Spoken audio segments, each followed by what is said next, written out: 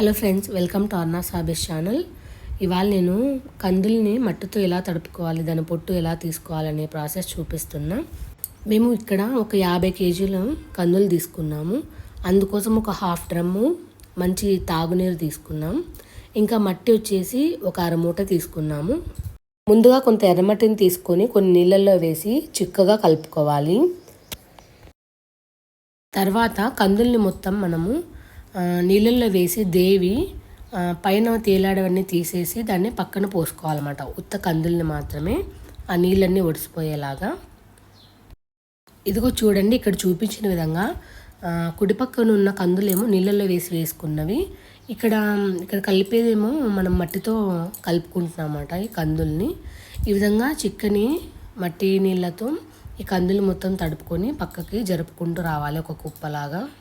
ఈ విధంగా మనము రోజులో 5 సార్లు కందులు అనేది తడుపుతాము.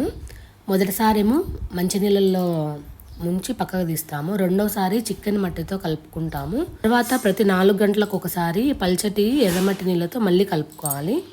ఇక్కడ చూడండి, ఇప్పుడు మొత్తం మట్టి నీళ్ళతో కలిపిన తర్వాత దీన్ని ఒక కుప్పలాగా పోసి దాని మీద మనము గోనె సంచులతో కప్పాలి పూర్తిగా.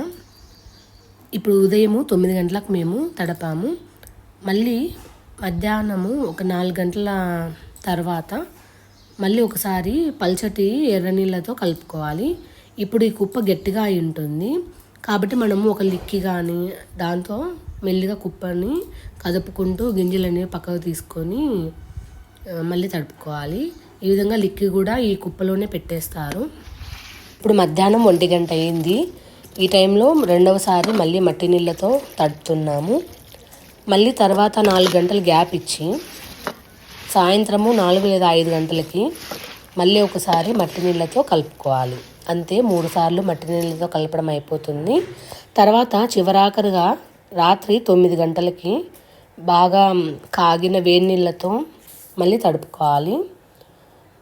కొంతమంది నీళ్ళు ఊరికే చిలకరిస్తారు. అలా చిలకరడం వలన పొట్టు అనేది సరిగా పోదు. మధ్యంగా తడుపుకున్న ప్రతిసారి మనము గోనె సంచులతో కప్పి ఉంచాలి. ఇప్పుడు రాత్రి 9 గంటలైంది. ఈ టైంలో ఇప్పుడు వేడి నీళ్ళతో ఈ కందుల్ని అంతా మొత్తం తడుపుకొని మళ్ళీ కుప్పలాగా వేసి దాని మీద గోనె సంచులు వేసి తర్వాత బరువులు పెట్టాలి. ఇంతే, ఇప్పటికీ 5 సార్లు అయింది మొత్తము. మట్టితో 3 సార్లు, నీళ్ళతో 2 సార్లు. వీటిని మరుసటి రోజు ఉదయము ఎండలో తీసుకెళ్ళి ఎండబెట్టాలి. 2 రోజులు ఎండితే చాలు. ఇంకా వీటిని మనము అదే రోజైనా విసురుకోవచ్చు, లేదంటే కొద్ది రోజులు ఉన్న